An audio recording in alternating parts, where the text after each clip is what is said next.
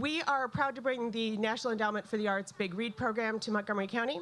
The Big Read brings a community together over the sharing of the joy of a good book. And I have to say, I think in this case, the sharing of multiple good books. With deep cultural explorations of the works we will be discussing today, the Gaithersburg Book Festival has selected this as their Big Read Montgomery panel. And I'm pleased to welcome award-winning writer Aminatta Forna, who is here to talk about her newest work, Happiness. Born in Scotland, Ms. Forna was raised in Sierra Leone and Great Britain and spent periods of her childhood in Iran, Thailand, and Zambia. Ms. Forna brings this broad experience as a global citizen to her novel Happiness, a beautifully written book that weaves love and grief, memory and presence, and solitude and community together in a rich tapestry of what it is to be part of a greater whole in which we are all connected, both to each other and to the physical world around us. A fellow of the Royal Society of Literature and a member of the Folio Academy, Ms. Forna has been a judge for some of the most prestigious awards given to writers, including the International Man Booker Prize. In 2003, Aminatta established the Rongbanko project to build a school in a village in Sierra Leone. Ms. Forna is the recipient of many awards herself, including the Wyndham Campbell Award from Yale University, the Commonwealth Writers' Prize Best Book Award in 2011, and she was made OBE in the Queen's New Year's Honors 2017. She is currently Lannan Visiting Professor, Visiting Chair of Poetics at the Georgetown University, and Professor of Creative Writing at Bath Spa University. We also welcome Adrienne Benson, who is also a true citizen of the world, growing up throughout sub-Saharan Africa as the child of a USAID worker, living in Zambia, Liberia, Kenya, and Cote d'Ivoire, before, as she puts it, making the hardest border crossing of all, returning to the United States at 16, bringing her home to America, a country she barely knew. Her debut novel, The Brightest Sun, and boy, could we use some of that today. It tells a powerful story about the complexities of family and community, the impact of culture on our lives, what it means to be a mother, and, to me, the true meaning of the phrase motherland. As one of the characters so aptly explains, a zebra takes its stripes wherever it goes. She's been a Peace Corps volunteer in Nepal, lived in Ukraine and Albania, slept in more airports than she can count, she says, and is now happily ensconced in Washington, D.C. with her 3 kids. On her website, Ms. Benson describes her earliest memories include roasting green mangoes over bonfires in Lusaka, Zambia, climbing walls to steal guavas from the neighbors, and riding in the back of a VW van for weeks on end, watching her mom and dad navigate African border crossings and setting up campsites among thieving monkeys and vocal lions. Her writing has appeared in BuzzFeed, The Huffington Post, The Washington Post, Brain, Child, the Foreign Service Journal, Attitude magazine, and several anthologies. It's ADDITUDE. I have to say, I could not have enjoyed these books more, and I hope you enjoy this conversation with these authors and hurry out after the event to purchase these wonderful books. And now I would like to introduce Susie Weiss, our moderator.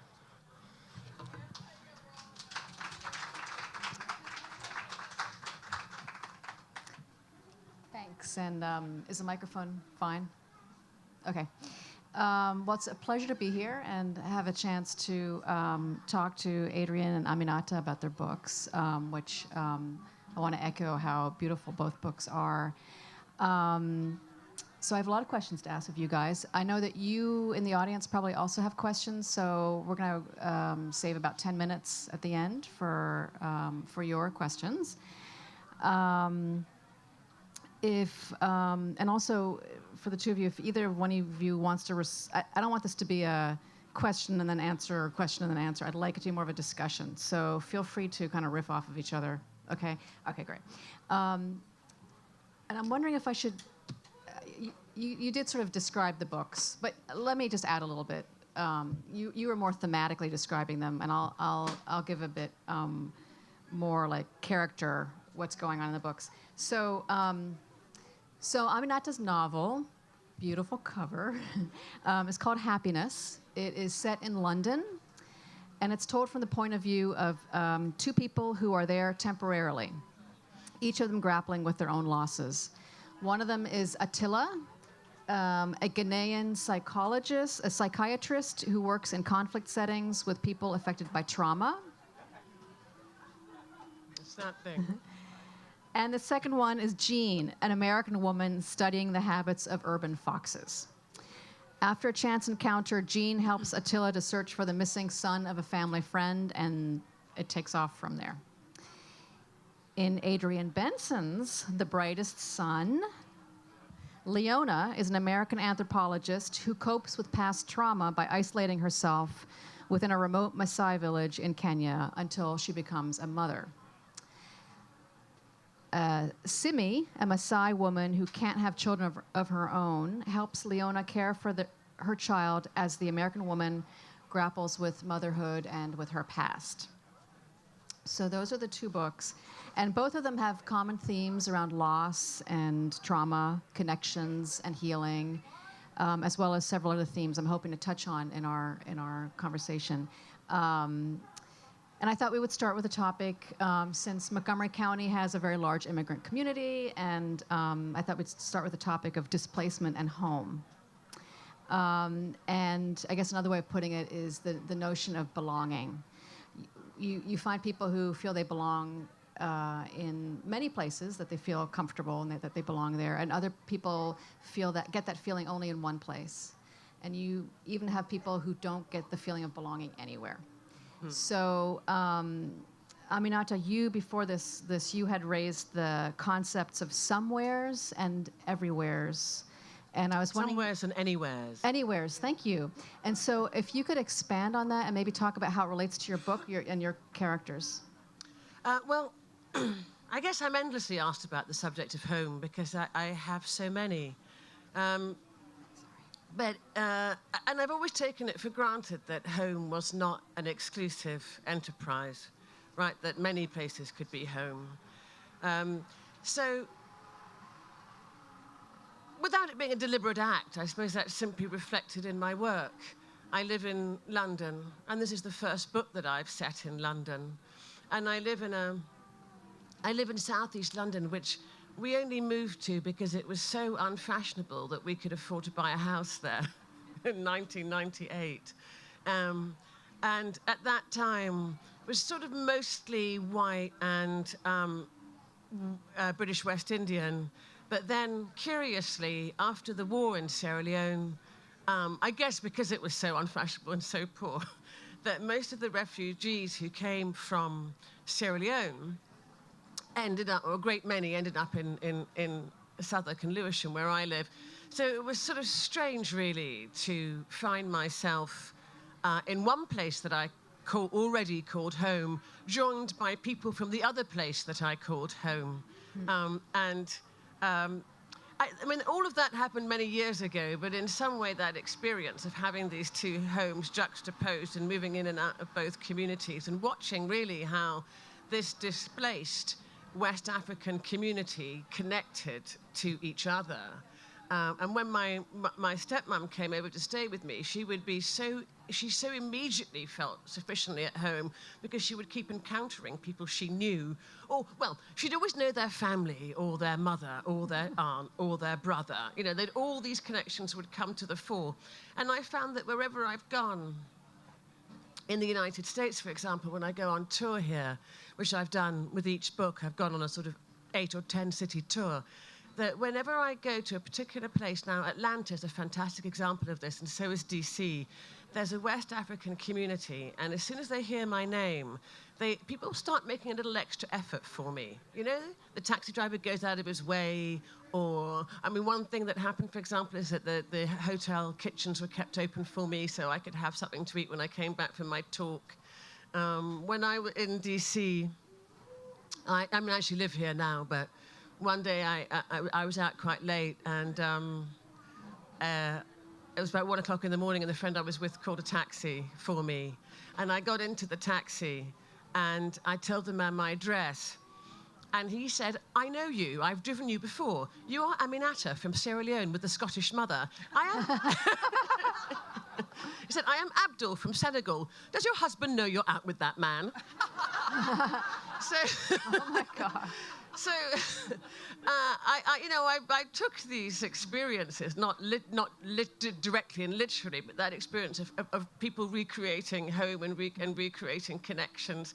I mean, Senegalese and Sierra Leoneans wouldn't have that much in common if we were in Sierra Leone, but here we are in a third country, we become connected. So I took that idea about how people, when they are, people recreate versions of belonging, and I think in that way, I mean, I can live anywhere. So the somewheres and the anywheres was it's actually not something conceived by me, but by a writer called David Goodhart in Britain, and he's very disparaging, in fact, of anywheres. Somewheres are people who can only live in one place. They have a strong connection to place, and they've grown up there, and they live there and identify with it. And anywheres are people like me who have lived in many places and really are not that phased. I mean, there are places I would choose not to live, I can tell you that, but I can pretty much live anywhere. And so the happiness is an exploration of how anywheres, whether they're forced to become anywheres or choose to become anywheres, how they do it. Great.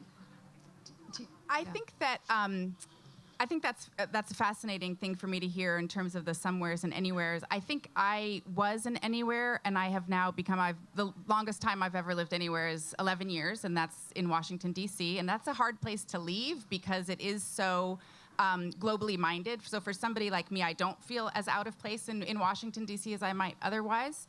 I grew up what's called a third culture kid. I don't know if you've heard that term, but Yes, and I don't know whether I'm also, one of them. well, that's what people who grow up outside their passport country because of a parent's job, that's what they're called. It's a silly term. But anyway, the difference between third culture people and immigrants are that third culture kids are always supposed to come back to their home. So you have a passport country, and you're considered to be that. I was always considered American. I was always expected to be at home in America.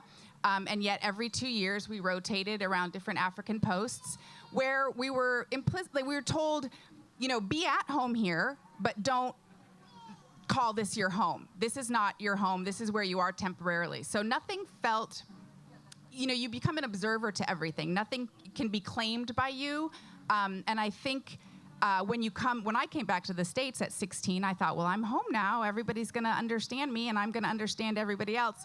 And that's when the term hidden immigrant is another term for somebody like me who I looked like everybody else. I had the same accent. I wore the same clothes. I claimed the same birthplace. I'm from Washington, D.C., but I had no cultural touchstones that were shared by the people. I went to a Quaker boarding school for the last 2 years of high school.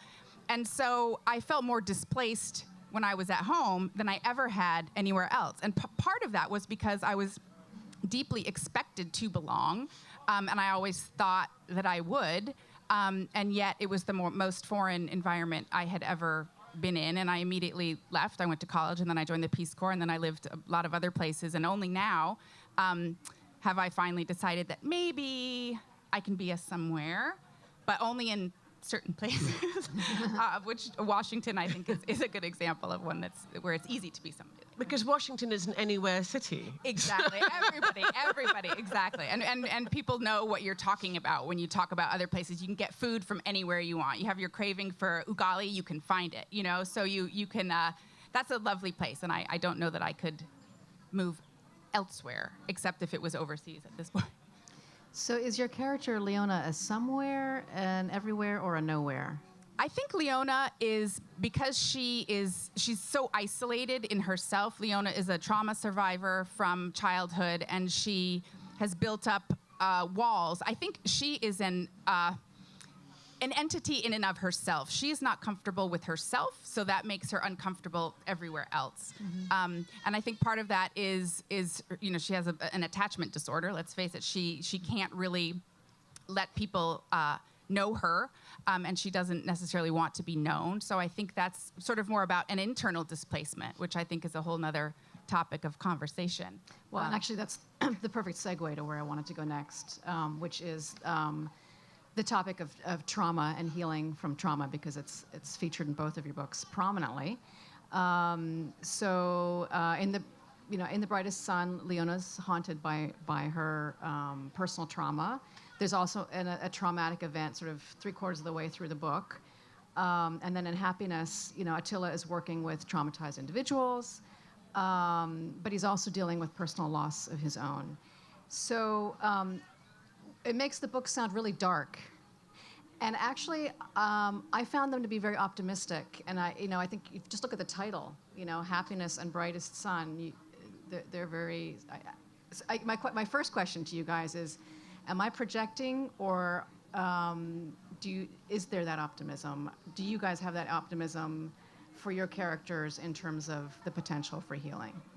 Oh, my book wouldn't be called Happiness if it wasn't optimistic. It will make you happy, by the way. You will emerge from reading it a happier and lighter soul. Happiness is actually the culmination.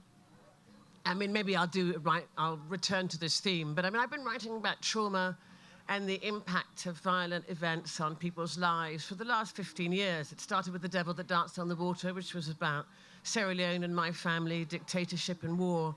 The Ancestor Stones, The Memory of Love specifically, which I think of as the two-hander to happiness, and The Hired Man and Happiness. So each book has looked at conflict, at civil conflict, and how it arises, how people endure it, and how people emerge from it.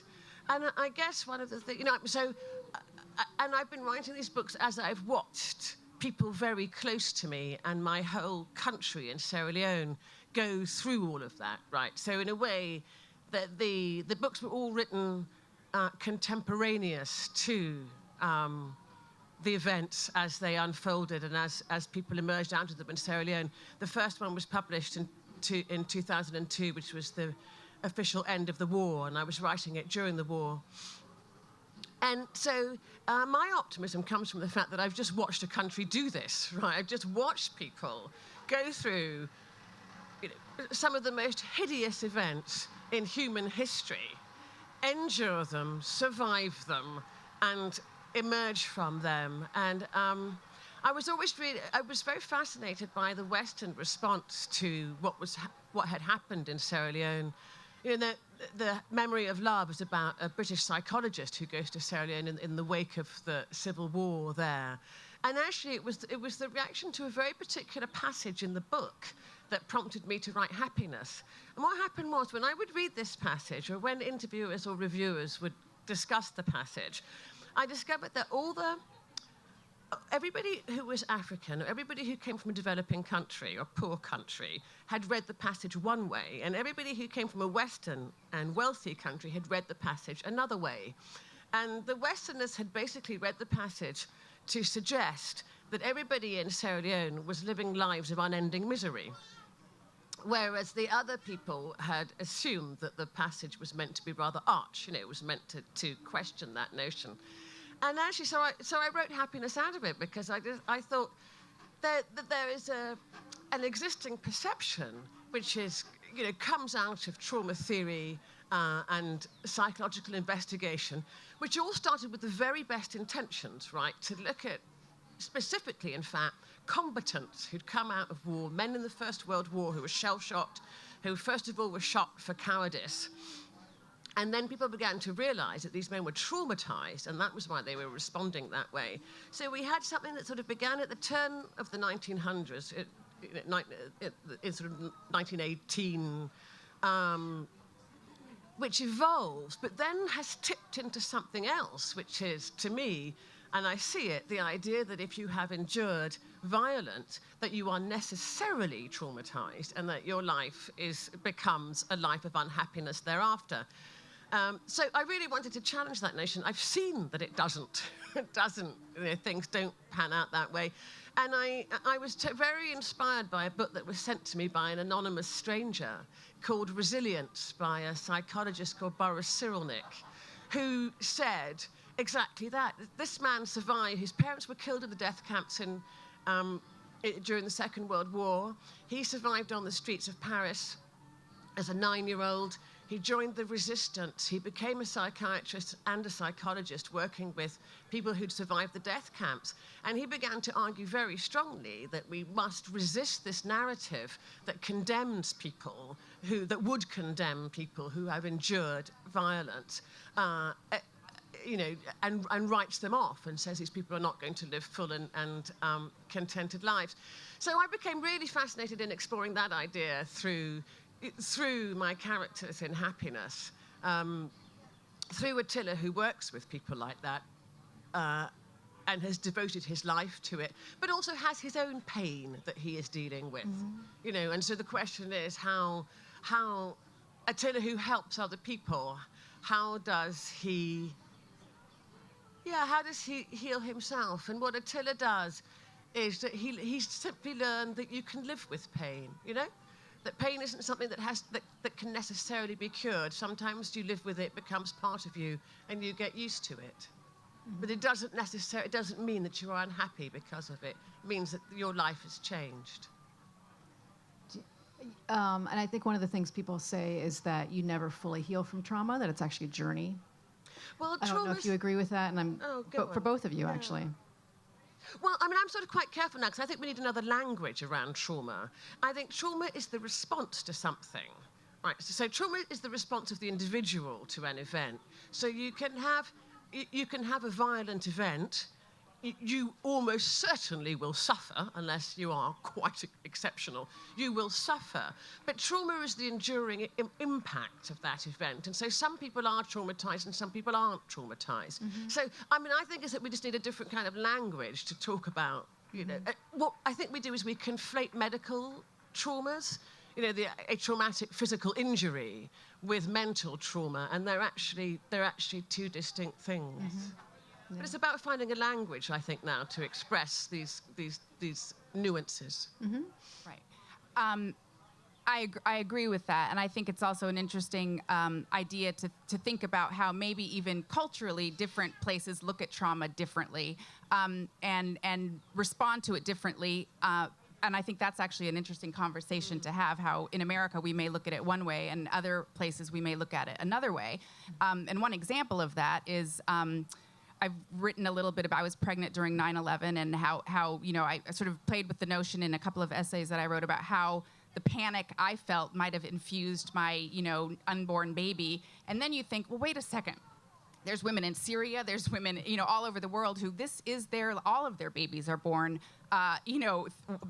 having been, infused with trauma. And these are very common occurrences in so many places, and aren't we lucky as Americans that we don't have to deal with all of that on a daily basis? But I do think there's got to be different cultural ways of looking at the impact of certain events.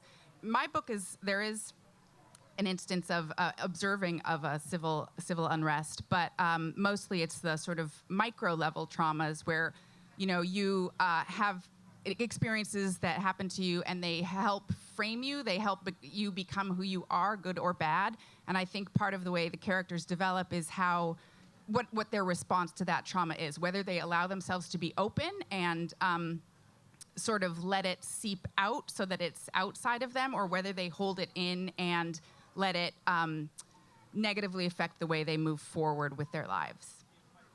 Okay. So every spring I lead a writing workshop series at the DC Rape Crisis Center. It's 8 weeks, and during one of the sessions, I share a quote with the group. It's from Brene Brown out of her Rising Strong book. And she wrote, "Of all the things trauma takes away from us, the worst is our willingness or even our ability to be vulnerable. There's a reclaiming that has to happen."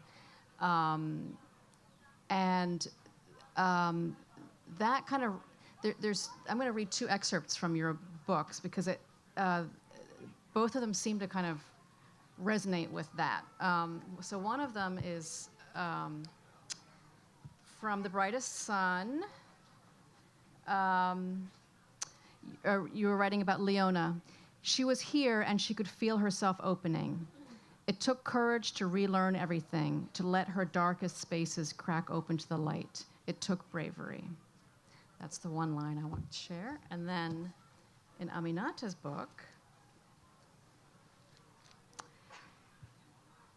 The reckless open their arms and topple into love, as do dreamers, who fly in their dreams without fear or danger. Those who know that all love must end in loss do not fall, but rather cross slowly from the not knowing into the knowing. So in my reading of the book, and this might be, again, me projecting, so not make assumptions, that part of the healing process for your characters is this reclaiming of vulnerability and this opening themselves up to love, basically. Am I reading it right? What's your thought on that? And particularly, can there be healing without that? Is that vulnerability a fundamental component of the healing process, or can it happen without that? I'm not sure about that specifically. So I'm not a psychologist. I'm now an armchair psychologist. I could have the little Lucy Van Pelt 5 cents the doctor is in. I did a lot of research.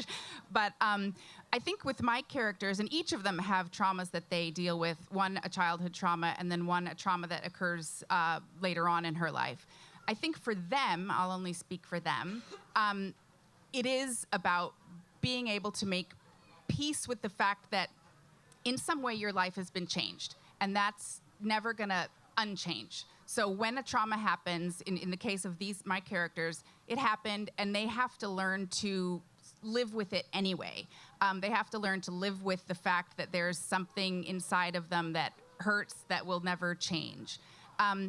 And I wanted it to be very subtle, because I think that's what life is. You keep turning the page, you keep walking forward, you keep putting one foot in front of the other, and I think being able to be vulnerable is healing if that's what you want. And I think Leona realized towards the end of the book that she was willing to sort of let go of some of the pain that she had been holding on to so hard, and that for her, I mean, I maybe some of you haven't read the book. The Butler did it. I'm kidding.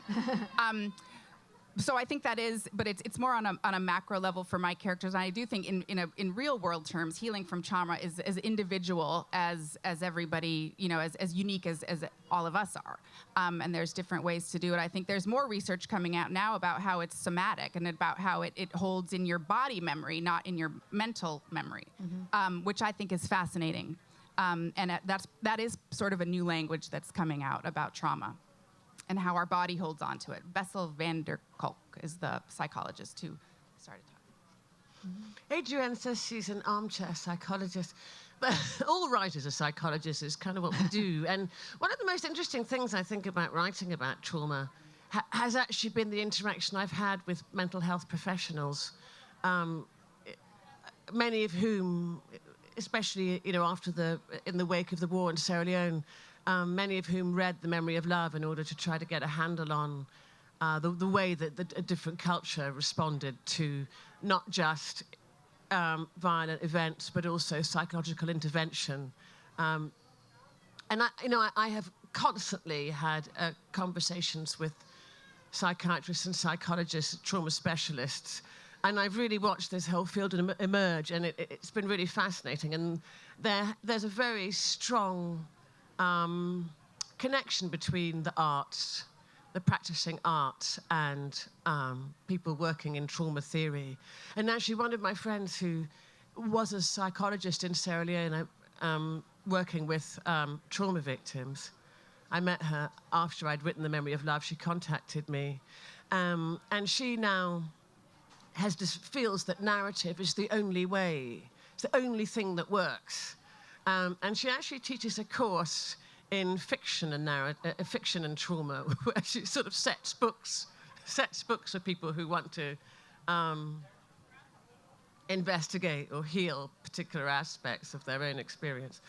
But to go back to the question of vulnerability, I don't know. I mean, none of my characters, some of the minor characters, have suffered what we would call a major, potentially traumatic event. But what Attila is dealing with is something that could happen to anybody. His wife has died.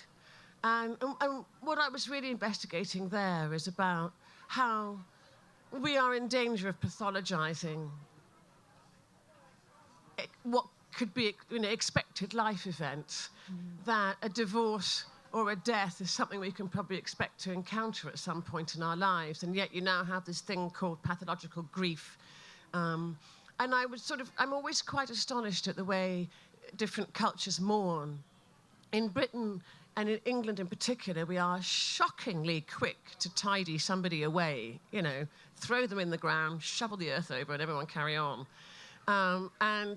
In Sierra Leone, the grieving process is a year, right? There's the burial, then there's the 7 days, then there's the 40 days, then there's the 1 year. And there's a much greater appreciation that grief goes on. And I discovered something really interesting when I was researching this, that the reason in England things went that way, it was precisely because of the First World War, which is, of course, is when trauma arises, so there's that connection already. But before that was the reign of Queen Victoria, who was the ultimate widow in weeds, right? She turned mourning into a lifelong event. And the Victorians were obsessed with it. They had these beautiful horse-drawn carriages and mausoleums. They took pictures of the dead all dressed up in veils and widow's weeds. And it was just massive. And then along comes the First World War, and men are dying at such a rate there is no time to grieve them. They don't even have marked graves. They're being shoved into mass pits. And so Britain, the whole grieving process gets lost, right? It just crumbles, because now nobody knows what to do any longer. And the country has never recovered from that. It's never recovered from the loss of that. And people are embarrassed about death. They're awkward around people who have lost somebody. They don't know how to deal with it. So really, when I'm thinking about that vulnerability, that the quote, but also Attila's own, for him, grief is simply a journey. Right? It's simply a journey, and there isn't an end to it. He can't be cured of it, and he knows he can't be cured of it. He just has to go on, and he will emerge out of it changed, so that he won't ever be, and he's also, don't forget, 60. He will never be the kind of person who, throws it all up for love. He's going to have a very different approach to love now, but it doesn't mean he can't love again, and it doesn't mean he won't love again. Mm-hmm. Great. Well, let's talk about another form of vulnerability and love, and that's motherhood. In both of your books, you have female characters who are, I would say, sort of in the stereotypical sense of the word, not nurturing. And I'm wondering is that actually just the truth? Are most mothers, I'm not a mother, so I can completely stand out of this debate. Do most mothers actually do have that struggle and they're just not sharing it? Or are your characters kind of unique in this way? I'm a mother. I have 3 children. And I think what's interesting about motherhood is that there are so many feelings that come about through motherhood that are often not spoken about. You don't suddenly, it was a surprise to me when I had my first baby. I wasn't suddenly turned into a perfect person who was patient and who knew exactly what to do. I was still a shrew and a maniac, and I still was imperfect. And that was a hard lesson for me to learn, and it never got better. Now I have 3 kids, and I'm not my character. I feel very attached to them, unlike my character in the book. But I think there's a lot about motherhood that we don't talk about, and its complexity, and we're supposed to see it as this nurturing, fabulous, oh, you're a mother, that's a new life. You're born into a new life when you have a baby.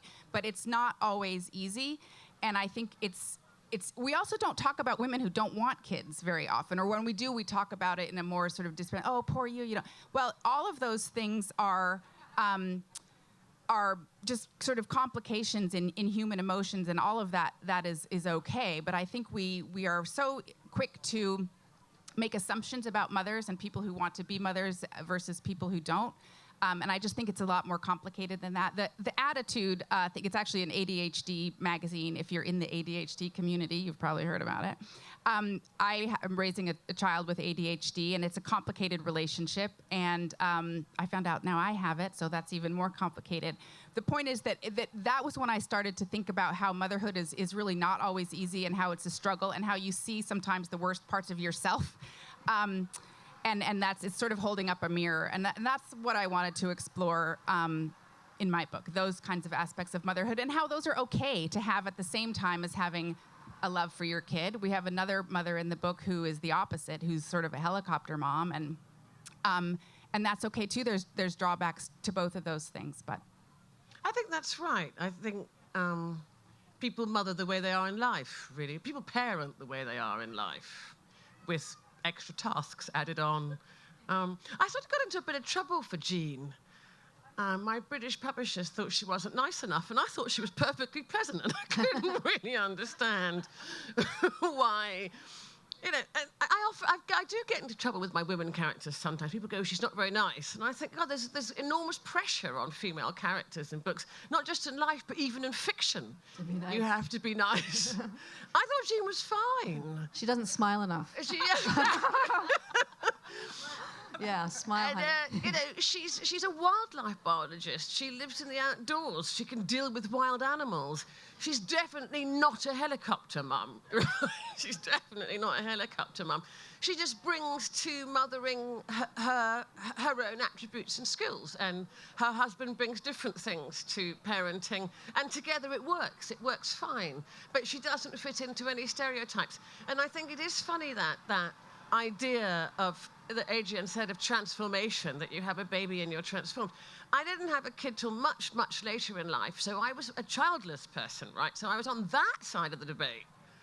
I mean, I always thought it was a phony debate anyway, but, you know, I was always sort of framed on that side of the debate, and then very late on I had a kid, so I went on the other side of the debate. Well, actually, I've never felt any of that. And then people got cross with me. I remember them saying, so, you know, now you have a child. Has it changed your life? And I said, no. And then people got really angry and said, well, what? Then it should have changed my life. And if it hadn't changed my life, then I was clearly defective. And I said, well, it's changed my days. Right, it's changed my days. And I get up at 6 o'clock now. I do piano practice at 6:30. I didn't do that. If I had, I could have been a concert pianist. But, you know, but it's changed my days. But things that changed my life, you know, losing my country changed my life. Losing my father changed my life. Having a child changed my days. And if you have a child with special needs, I think that would probably become a life changer. But I think for most of us, having a child changes aspects of your day and life. But it's not the, you know, anyway, it's not the transformative thing it's made out to be. I also think there's a cultural component. I was on talking with a book group the other day, and they said about one of my characters who essentially gives up her child. You know, how do you do that? And what's interesting to me is that when I wrote about it, it's in the Maasai community where children are everybody's. Yeah. You know, one person births the child, but the child essentially belongs to the whole village. You know, and that's true in a lot of cultures. So for me, it was I found that.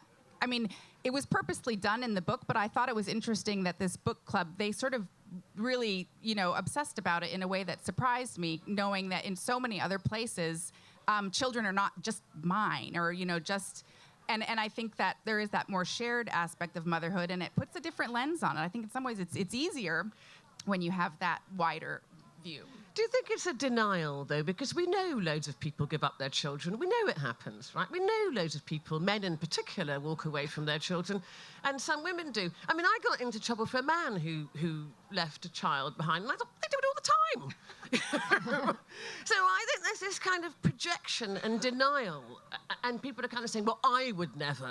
You know, there's a sort of there's something wrapped up in it, which seems to be more about the reader and the person bringing that. But that's certainly the case anyway, as you say. You know, there are many places in the world where children are seen as a much more kind of, you know, community-based activity and not a one-person enterprise. And the mother is not seen as being that central. I mean, that's the way I grew up. You know, I had my mother, but then I had my stepmother. My stepmother never felt, because she was Sierra Leonean, she never felt that she had to play this, you know, reduced role. She just sort of got on and acted as though she was my mother. She just took over, and I regard both women as my mother, and I've never had trouble with that. But sometimes, you know, in conversation, people find it very challenging that both women have an equal role in my life.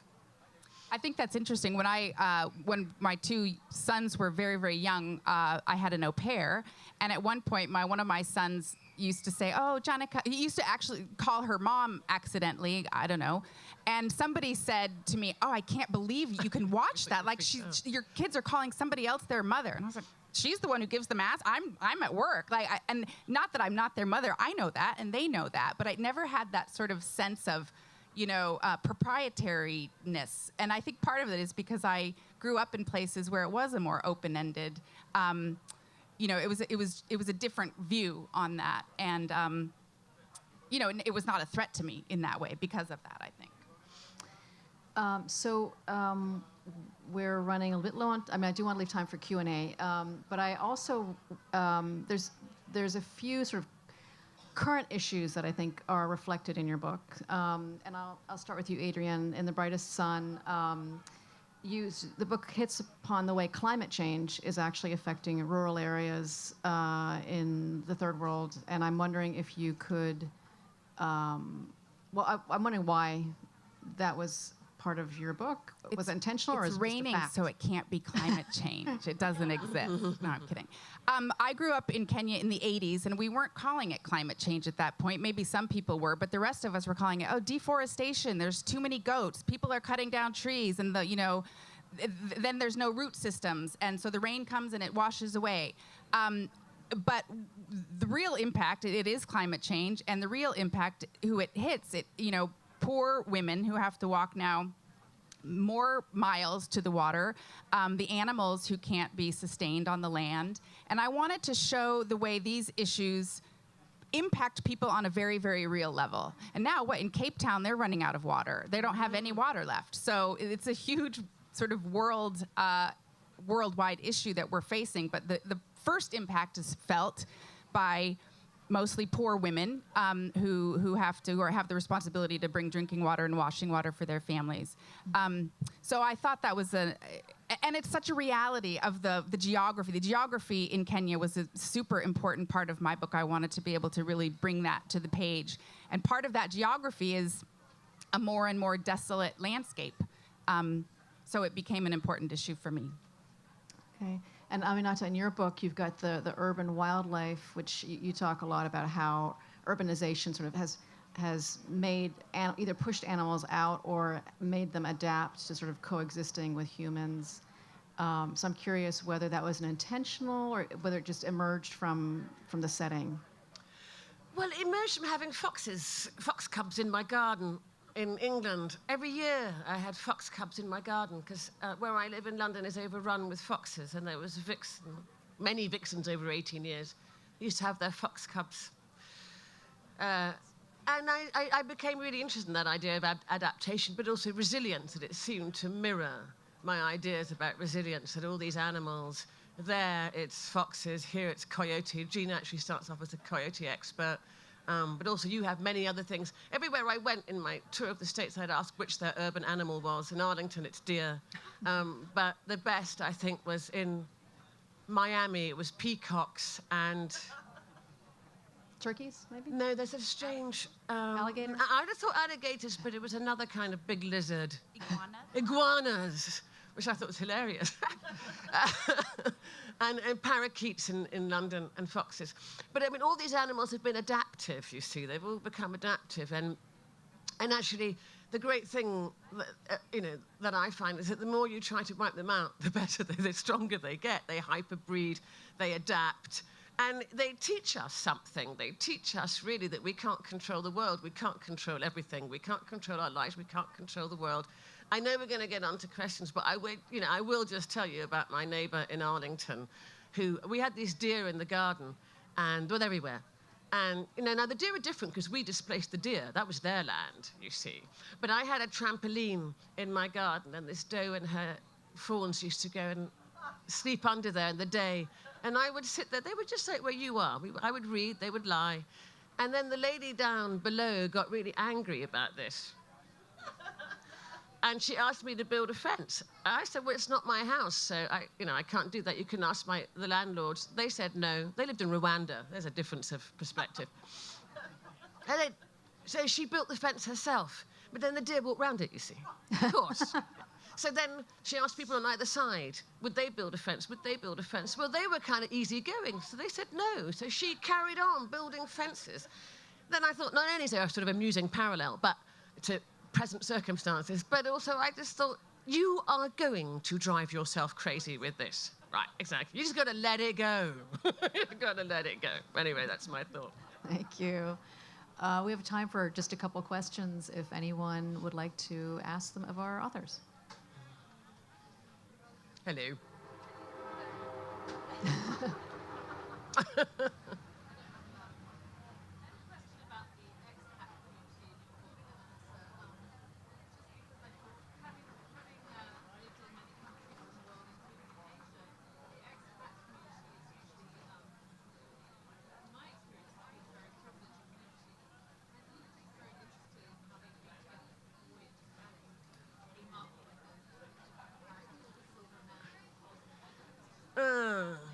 Well, there is a silver man who stands outside the National Theatre a lot.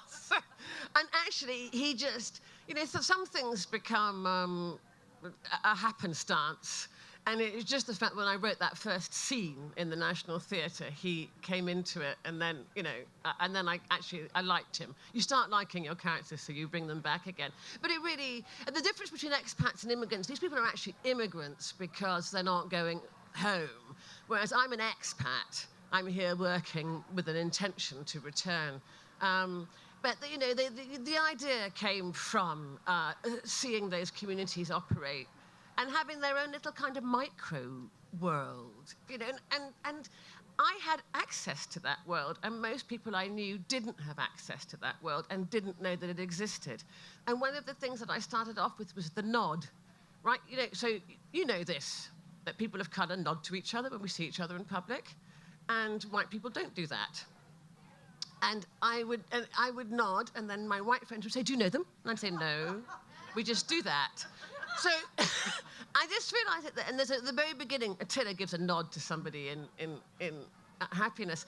And I just realized that I belong to several different worlds, and here was one, that actually some of my closest other friends had no access to and didn't know it existed. So it was trying to write it on all those different layers that brought me to that. Do we have time for one more question? One more question. Oh, come on. We're just warming up. Yes, there's a hand in the back. I was just interested, you mentioned your friend who does this class about narrative and law.